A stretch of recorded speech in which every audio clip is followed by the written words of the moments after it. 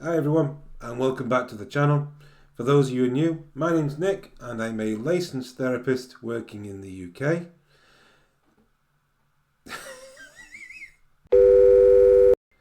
Never work with animals or children. Hi everyone, and welcome back to the channel.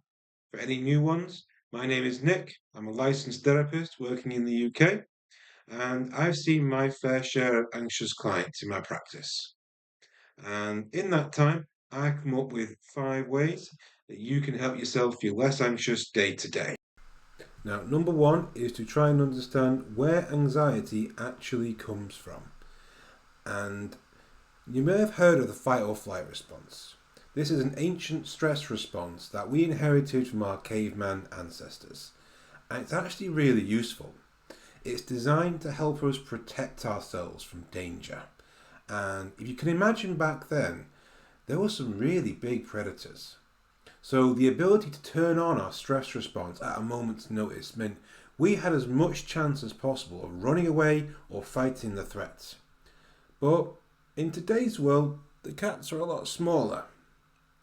And often the dangers we face are in our own mind. Humans are the only creatures who are capable of imagining fear into existence. Which is why you'll often hear people say they're jealous of animals because they don't overthink anything. Now, in itself, knowing this doesn't take away anxiety, but it is important because it helps normalize your feelings as just a fear response. And it also gives more validation to number 2, grounding. Now, grounding techniques are often used as a way of coming back down to earth if it feels like you're taking off with anxiety. They really help in the early stages of feeling anxious to help really calm down the emotions, such as a racing heart, a pit feeling in the stomach, sweaty palms, that kind of thing. Grounding techniques allow us to take back control from the body by soothing it and letting it know that things are okay. Going back to the first point, if your body thinks it's in danger, it's important to let it know that it's alright. Deep breathing is a really good example of how you can do this, and there are lots of other great grounding techniques as well, which we're going to go over in more depth in another video. But to give you an example now, one of my personal favourites is the 5, 4, 3, 2, 1 technique. Now this technique asks you to engage with the 5 senses and to come back to the present moment. It kind of forces you to come out of your head and to take stock of what's around you as a way of bringing you back down. Now, the way you do this is to look at the environment around you. First thing is 5 things you can see around you. They can be anything. 5 things that you can see. And once you've done that, look at number 4. 4 things you can hear. What can you hear around you? Can you hear my voice? Can you hear the whir of the computer? What's around you? 3 things you can feel. Now, that can be anything, the clothes you're wearing, or your phone that's around you. Doesn't matter, but really feel what it feels like. Does it feel hard? Does it feel smooth? Does it feel soft? And that really engages with the feeling. 2, what can you smell? Even if that's nothing, what can you smell around you? If it's fresh air, if it's the room, if it's the perfume you're wearing. And number 1, can you taste anything? And if not, can you get something to taste, even if it's just some water? Now, when you've gone through this, hopefully you start to feel less anxious. But if you don't, you do it all over again. And you do it over and again until you feel you're more grounded in yourself. That the heart has started to calm down, that you're not feeling a sweaty palm, the pit feeling is easing. And once you're in a grounded state of mind, we can move into number 3, challenging thoughts. Now, it's important to only do this if you're feeling in a grounded state of mind. Sometimes our thoughts can be really emotional, and it's very difficult to rationalize if you're feeling in an irrational state of mind. So, one of the best ways I know to describe this is that we have 3 brains. back brain or the lizard brain, which controls basic functions, the middle brain or the monkey brain, which handles a lot of our emotional regulation, and the frontal brain, the human brain, which is very cognitive, very logical. Now, when we're feeling anxious, the monkey brain is in control. Have you ever tried to talk a monkey down? It doesn't really work. So, before you can start to rationalize your thoughts, you have to take back control. But you can't just stuff him in a cage. That's not going to work. You have to soothe that part of yourself. Let him know it's okay, that he doesn't need to take control right now. And that's where the grounding techniques come in. Once you feel like you're back in the driver's seat, you can start to ask yourself some questions like, what is it I'm worried about? Is that likely to happen? What could happen instead? Or is this something I have any control over? Even better if you can write this down, because writing down your anxieties gives them a brand new form. But by asking yourself these questions, you're challenging the anxious thoughts. You're almost putting them on trial, forcing the thoughts to kind of justify their own existence.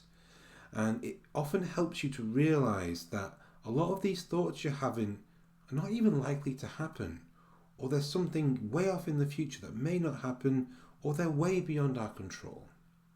In any of those situations, they're not worth worrying about. Now, this is a lot easier said than done, especially if you're used to thinking this way. And that's where professional support can be really helpful, whether that's through a GP, a therapist, or online support groups. Learning how to challenge your thoughts in a safe environment where you can practice these techniques is really helpful. Because like anything, it's a skill. It takes time to learn to do this. And it's not something we learn about in school a lot of the time. So it's something you have to take a lot of time to practice and get good at. Which leads us into number 4, how to manage your self-care. How much are you looking after yourself? Do you make time to have healthy habits such as healthy eating, exercise, walking outside, sleeping well, meeting with friends? These things are just as important as the other entries, as a really good way of getting your base level of anxiety down is by looking after yourself. Think of it this way. If you're already on the tipping point with your anxiety, it doesn't take much to top you over the edge. But if you're managing your levels of anxiety on a day-to-day basis, looking after yourself, you may find it's easier to stay in control. Now, what self-care looks like is up to you. For me, it's going outside for walks, spending time with my family, going bouldering, as well as the occasional gaming session. Now, by no means am I perfect with this, but I'm trying to get better at it. And that said, it's actually a key message that you do not need to be perfect with this. You may see a lot of influencers online with these perfect morning routines and absolutely spot on self-care routines. That's pretty unrealistic for most people. One of my favourite sayings is, you don't need to see the entire staircase, you just need to take the first step. Now that really holds true with self-care. Don't commit to running a marathon, just go for a walk. Don't commit to making every meal healthy, just change one meal a day to be more healthy for now. Little and often is far more achievable than doing it all at once. And the last point is, talk to someone. Now, I know this can seem a bit of a self-plug, but genuinely, I mean anyone when I say this. The act of verbalizing your anxieties out loud gives them a new form, and it helps you understand what you're truly feeling. So if you have somebody, tell them how you're feeling. Try not to keep it bottled up inside. It's a bit like a fizzed up Coke can. The more you shake it, and you release the lid, it explodes everywhere. But if you release it little and often, it's easier to manage. The Coke doesn't spill everywhere. One thing to add though is that when you are talking about it, try and look for a solution to your anxieties. What can you actually do about them, even if it's something small? If you think there is something you can do, go do it. because that will likely help you feel less anxious because you're taking action. If there is genuinely nothing you can do, or if it's based in something that hasn't happened yet, well, the tough pill to swallow is that there is nothing you can do about it. And it's about accepting that and trying to move forward with it. And that can be difficult as a first step. And again, that's where I would say professional support would really come in handy. I really hope that's been useful. There are lots more ways to help with anxiety I've not had time to touch on, and I'd love to hear your stories of what works for you. So please feel free to leave a comment with anything that you think will be helpful to help other people feel less anxious. If you enjoyed the video, please consider subscribing and liking. I'm putting out content every week around mental health education, and I'd love to see you there. Thank you for listening, and I hope to speak to you again soon.